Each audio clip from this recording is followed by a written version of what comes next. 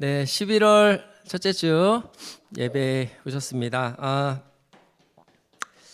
이번 주부터 이제 위드 코로나라고 해요. 그래서 우리가 생각했던 이 코로나가 종식될 것 같았는데 그런 기대를 저버리고 이제는 코로나와 함께 이제 지내게 되었습니다. 어떤 사람들이 이렇게 말한다고 합니다. 이제 우리는 코로나와의 전쟁에서 졌다. 네. 이제는 공생하는 시대다. 이제 코로나는 끝나지 않을 것이다. 이제 그런 얘기도 하는데 저는 오히려 위드 코로나가 반갑게 들렸어요. 그 이유는 이제 11월부터 이 예배가 이제 좀 썰렁하게 교회마다 드렸을 건데 이런 예배들이 다시 좀 훈훈해지고 다시 문을 열게 되는 어떤 그런 분위기가 된 것 같아요. 오늘 주차하는데도 차가 이번 주에 유독 많더라고요. 차가 오늘 11월 되니까. 그래서 어찌 보면 예배에 오는 그런 마음들이 이제는 조금 더 좀 따뜻하게 조금 더 열려지고 그런 위드 코로나 시기가 온 게 아닌가 이런 생각이 들었습니다. 네, 그래서 우리뿐만 아니라 각 처에서 예배하는 모든 분들이 회복되는 그런 시기가 되기를 소망해 봅니다. 친구 따라 강남 간다라는 말이 있습니다. 네, 이게 사자성어였더라고요. 추우 강남이라고. 네, 친구 따라 강남 간다라는 말이 있습니다. 남들이 하는 대로 덩달아서 나도 한다. 네, 이런 사자성어라고 해요. 강남은 어디죠? 네, 우리가 아는 강남 좋은 곳이죠. 근데 사자성어에는 강남이 이제 중국의 강남이더라고요. 근데 이 강남, 중국에서 봤을 때 이 강남은 인생에 한번 갈까 말까 한 곳. 그러니까 거리도 있고 또 많이 문화적으로 발달도 됐기 때문에 인생에 한번 마음 먹고 갈 수 있는, 가기 어려운 혹은 그런 갈까 말까 한 그런 장소라고 합니다. 좋은 곳이지만 쉽게 가기 어려운 곳을 이야기하는데 친구 따라 강남 간다라는 것은 무슨 말이죠? 네, 친구 따라서 나도 강남에 한번 가보자. 그러니까 강남이 목적지가 되는 것이잖아요. 목적이 강남이 되는 것입니다. 그래서 친구 따라 강남 간다. 내 목적을 그냥 남들 하듯이 그냥 나도 그냥 한번 해본다. 어찌 보면 이런 의미가 있는 것 같아요. 그러면서 인생을 한번 되돌아보게 되었어요. 우리는 무엇을 하며 살아야 할까? 남들 하는 대로 사는 게 맞는 걸까? 네. 우리가 무엇을 하며 사는 것이 참 중요하다고 생각합니다. 특히 누구와? 네. 우리 옆에 한번 보시면 고개만 끄덕끄덕 하시는 말은 없이 말 없이 그냥 누구와 무엇을 함께 하는 것이 우리 인생에서 참 중요한 것 같아요. 네. 오늘 말씀을 보니까 여호수아서인데 오늘 상황은 이렇습니다. 여호수아가 이제 가나안 땅을 정복하고 분배를 다 마쳤어요. 그리고 이제 나이가 많아 이제 죽게 되었는데 여호수아의 마지막 말 유언이죠. 이제 유언을 하는 그런 장면입니다. 이 앞절에 보시면 4절에 요단에서부터 해 지는 쪽까지 모든 지파에게 기업이 되게 했어요. 그러니까 분배를 다 마쳤습니다. 그리고 나서 이제 오늘 유언으로 여호수아가 이야기합니다. 6절에 땅을 차지하고 할 일이 있어요.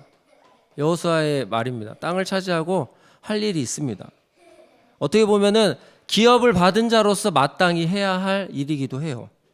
그것은 바로 하나님의 말씀을 지키라는 것입니다. 그런데 앞에 하나님의 말씀을 지키되 어떻게 지키라 이런 말씀이 있어요. 좌로나 우로나 치우치지 말고 타협하지 말라는 거죠. 하나님의 말씀을 지키되 타협하지 마라. 그러면서 7절에 이렇게 또 이야기하고 있습니다. 이 민족들을 멀리하라.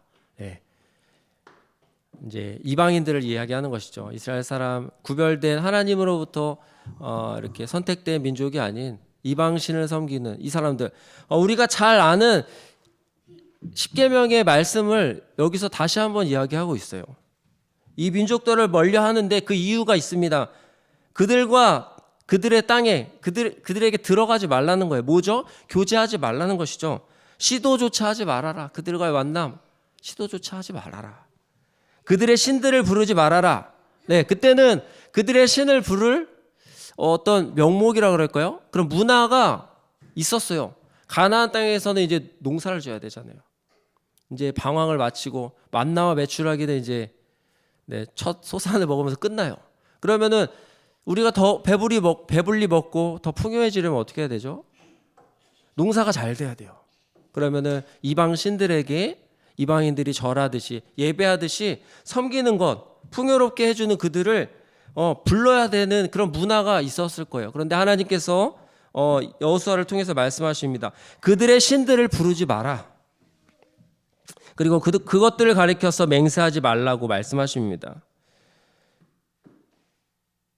그들의 신, 자신의 소원을 이루는 어떤 도구로 사용하지 말라는 거예요. 그들에게 맹세하면서 나에게 이득을 가져올 수 있는 어떠한 그런 행동들을 하지 말라는 것입니다. 그리고 마지막으로는 그것들을 섬겨서 절하지 말라, 예배하지 말라는 것이죠. 그러면서 오늘 8절 말씀에 하나님을 가까이 하라고 여호수아가 이야기를 합니다. 그런데 제가 주목했던 것은 여기에 그 다음 그 8절 중간에 나오는 것이에요. 지금까지 한 것처럼 이라는 말이 있어요. 지금까지 한 것처럼 가까이 하나님을 하라. 네, 이스라엘 백성이 지금까지 하나님을 가까이 했다는 거예요. 우리가 봤을 때는 어떻죠? 광야의 생활들 불평하고 혼나고 불뱀에 물려 죽고 우상 만들고 쓴물 마시고 불평하고 계속 이거 반복이잖아요. 그런데 하나님께서 여호수아를 통해서 뭐라고 말씀하세요? 지금까지 나와 가까이 했던 것처럼 하나님을 가까이 하라는 거예요. 이 가까이 한다는 거는 공간적인 의미도 있고 시간적인 의미도 있습니다. 공간적으로 하나님과 우리가 어디 계시는지 몰라요. 세상 사람들은 지금 하나님 어디 계신지 모릅니다. 그냥 문자적으로 보면 하늘에 계시거나 어디에 계신지 몰라요. 아주 먼 곳에. 하지만 예수님께서 우리에게 성령을 약속하시고 우리 안에는 하나님이 함께 하셔요. 그래서 공간적으로는 어디에 계신지 우리가 알 수는 없을 정도로 멀리 계실 수도 있지만 사실은 우리 안에 계신 거죠. 시간적으로는 어떻습니까? 하나님은 태초부터 계시고 영원까지 계시는 분이에요. 그중에 우리는 점도 안 될 수도 있어요. 그런데 우리가 태초부터 있었던 것도 아니고 영원 끝에 우리가 하나님과 함께 하는 것도 아니에요. 그 오랜 기간을 하나님과 영원히 있는 것도 아니지만 현재 하나님이 우리와 함께 계신다는 거예요. 시간적으로 공간적으로 우리와 함께 하고 계신다는 겁니다. 이스라엘이 광야에서 함께 했던 것, 하나님께 비록 혼나고 다시 돌아가고 또 말썽 부리고 혼나고 계속 이 생활을 반복하고 여호수아가 마치고 사사기가 있을 때도 마찬가지죠. 자기의 소견에 오른 대로 하고 또 혼나고 또 계속 반복이었어요. 그렇지만 하나님께서는 이스라엘 백성을 어떻게 보셨다는 거예요? 지금까지 나와 가까이 했다라고 말씀하시는 거예요. 그렇게 여겨주시는 거예요. 긴 시간 동안 우여곡절이 많았지만 어쨌든 하나님과 이스라엘은 함께 가까이 그 시간들을 보냈다는 겁니다. 우리가 이 세상을 살면서 가까이 할 것들이 참 많죠. 친구 가까이 해야죠. 언제 잘 될지 모르잖아요. 맞나요? 친구 왜 가까이 해야 되죠? 우리가 힘들 때 지칠 때 누구에게 얘기해요? 친구에게 얘기하고. 주변에 친구가 있으면은 정말로 우리가 힘들 때 도움을 요청할 수가 있어요. 그리고 가족이 있습니다. 가족 가까이 있습니다. 가까이 있어요. 가족이 우리에게 어떤 도움을 주거나 혹은 어려움을 주거나 가족은 우리에게 가까이 있어요. 이거는 우리가 부정할 수 없는 것 같아요. 그리고 우리에게는 어디가 있죠? 일터가 있습니다. 일터가 가까이 있어요. 취미가 있고요. 그 다음에 우리에게 가까이 다가오는 것들도 있어요. 명예, 권력, 이런 지위, 재물 같은 것들. 우리가 이것들을 보면서 가까이 해야 할지 가까이 하지 말아야 할지 우리가 늘 어떤 상황 속에서 판단하고 고민합니다. 앞에 말씀드렸지만 이제는 코로나도 가까이 해야 돼요. 코로나도 이제 가까이 해야 합니다. 마지막으로 제가 이 말씀을 묵상하면서 그리스도인은 어떤 것을 가까이 해야 하나 이렇게 한번 묵상을 해봤습니다. 결론은요, 하나님을 가까이 해야 한다는 거예요. 우리가 이 세상을 살면서 가까이 해야 할 것들이 너무나도 많지만 우리는 하나님을 가까이 해야 합니다. 어떤 형태로든요, 말씀으로든 기도로든 찬양으로든 주님이 주시는 음성이 있다면 그 음성을 듣는 것으로도 하나님과 함께 하는 거예요. 조금 더 나아가서 우리의 믿음이 조금 더 나아간다면 순종하는 것까지 우리가 나아갈 수 있습니다. 이사야의 한 말씀을 나누고 말씀 마치려고 합니다. 이사야 55장 6절인데요. 너희는 여호와를 만날 만할 때에 찾으라. 가까이 계실 때에 그를 부르라. 이런 말씀입니다.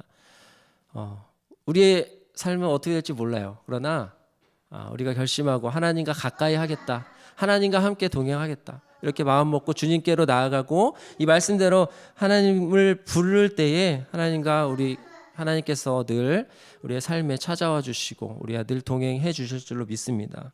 마치 사람과 사람이 얼굴을 맞대고 대하듯이 삶에서 주님께서 우리와 함께 교제하여 주시고 또 동행하여 주시는 은혜들이 우리의 삶 가운데 풍성히 넘치기를 주님의 이름으로 축복합니다. 아멘.